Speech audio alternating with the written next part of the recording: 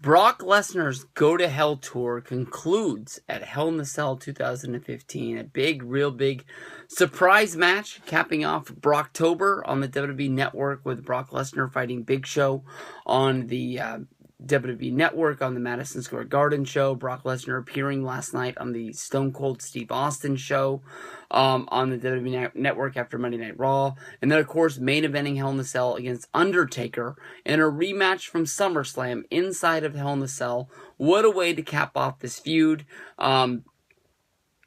I don't even really know where to start. I mean, Undertaker versus Brock is probably one of the biggest rivalries inside of WWE. I mean, honestly, WWE Rivalries is one of the biggest shows that I talk about on the WWE Network. It's one of my favorite ones. I don't know why they don't make more of these, but I am, excited that they are trickling out. We've seen a few really good ones the last few weeks, but I didn't hear of them putting a new one on this week, so I don't know why they're coming out like 3 at a time, and then they're taking a long absence off. It just seems like WWE Network knows that these shows are good and people like the new content, but they don't have time to sort of produce a lot of it because they're doing Swerved and Rivalries and that NXT show is going to be coming out sooner than later, Breaking Ground. I don't know. Honestly, to me, I love the WWE Network. I don't like to talk a lot of crap about it. I've been thinking about doing like an in-depth review all this time later about it. But I just don't. There's things about it that I don't like, and that's basically just what I want to get off my chest. But when you talk about you're paying $10 a month, you're getting. Like this month, we're getting 2 specials, that being the Hell in the Cell pay-per-view. We're getting that Madison Square Garden house show, the Stone Cold Steve Austin show. Being able to go in and watch pretty much any match over the history of WWE. If you wanted to watch any of the Hell in the Cell matches, you basically go to the search feature, you type in Hell in the Cell, or you type in the matchup that you want to see, and you're watching the match before you can even snap your fingers. And you go back, I mean, this feud, they talk about it like it started at WrestleMania 30, but this feud actually started in 2002 when Brock Lesnar was coming in and being a force, taking over WWE even in his rookie year. Going in, winning the championship from The Rock at SummerSlam, and then immediately it was The Undertaker stepping up to Brock Lesnar, basically saying that, he was too big for his britches, he was coming into the yard too fast, and it was time that somebody came up and they humbled him. And Undertaker and him wrestled a match at Unforgiven, which ended with a disqualification by basically the referee trying to make a break and nobody wanting to break it up. A pretty weak finish, but they brawled all the way to the back before Brock Lesnar would grab. No, it was Undertaker grabbed Brock Lesnar and threw him through the Unforgiven pay-per-view entrance, which was like the big Unforgiven, words that were all set up. And it was a pretty big effect to see him go flying, basically into the backstage area through the set. Very, very cool. From there, they battled in a Hell in the Cell match. At this match, they beat the piss out of each other. It was a real blood brawl. I mean, both of these guys got split open, and this one, Brock Lesnar went over on The Undertaker. He picked him up for a big F5, and he sort of walked all the way around the ring like it was King Kong. And then once the match was over and he exited the cell, he climbed all the way to the top with the WWE Championship, and he held it up over his head to sort of signify that he was the biggest, baddest man on the planet.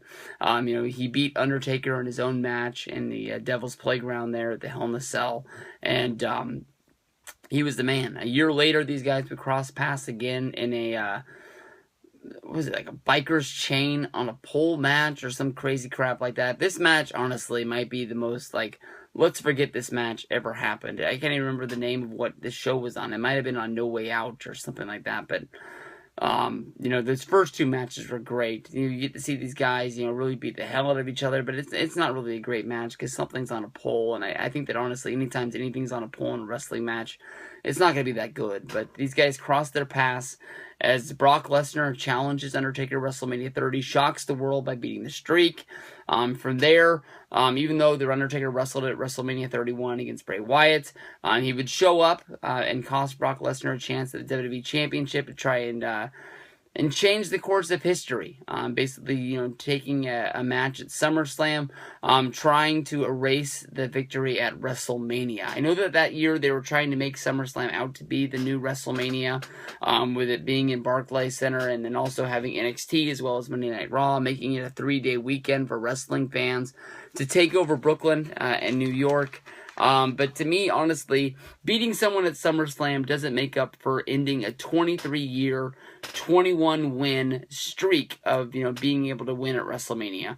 I honestly thought each and every year that the WrestleMania streak from Undertaker didn't mean as much to me as it did to a lot of other people. I think that honestly it didn't make a lot of sense to me that Undertaker was able to turn it on the biggest stage of them all and make sure that he got the win at WrestleMania when, year after year at SummerSlam, Undertaker would lose.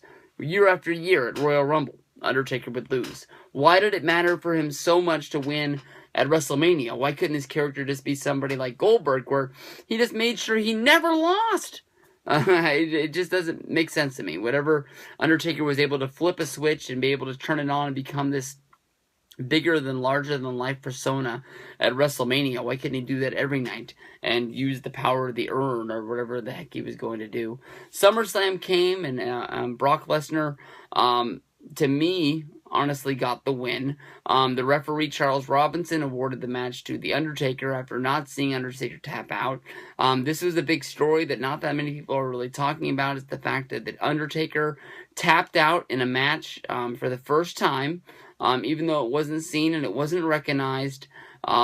This is kind of a big deal. It sort of shows that Undertaker as a character is getting older. The storyline for WrestleMania 31, that, because he had lost at WrestleMania, he was just merely a mortal man. He wasn't fighting as the dead man anymore. He was fighting as the Undertaker, or you can almost say that he was fighting as Mark Calloway, that he had lost all of these special powers that hung above him. At Hell in a Cell, we're going to have to see. I mean, there's the part of me that really wants to see Undertaker get killed and then basically be forced into retirement, basically saying that he's not going to be able to do it anymore. And then Undertaker becomes the WrestleMania Hall of Famer. But to me, honestly, if you wrestle all the way up until this point, why not hold on and have a match against WrestleMania? But then at WrestleMania, who do you use against Undertaker? Bray Wyatt was kryptonite. I know that they have this sort of thing where they like to, do rematches, but it's not like anybody's really clamoring for another Bray Wyatt versus Undertaker match. We saw the 2 matches against Michaels. We saw the 2 matches against Triple H. Those were freaking awesome. But I wouldn't be surprised if there's some sort of a screwy finish in this one. And they have to have the match at WrestleMania again, even though they've promised us all that this is going to be the last time that these guys go at it. But then again, WrestleMania 28 was supposed to be once in a lifetime, Rock versus Cena, and then they ended up doing it again at WrestleMania 29, and they learned from that one. You don't do that again. And then again, if Undertaker wins, what do you do with Brock? I think Brock would have to win the Rumble in order to get really heated up for WrestleMania again, because people really get excited for it. So we'll see. I mean, that's going to be the Hell in the Cell pay-per-view coming up. My pick for this match is I'm going to pick Brock. I just think that's the easiest pick for everybody. So we'll see. I'm going to have a ton of fun at NXT on Saturday and Sunday. Once I get home, I'll watch the show. And as always, I'll have the reviews up for you guys. Peace out, everybody.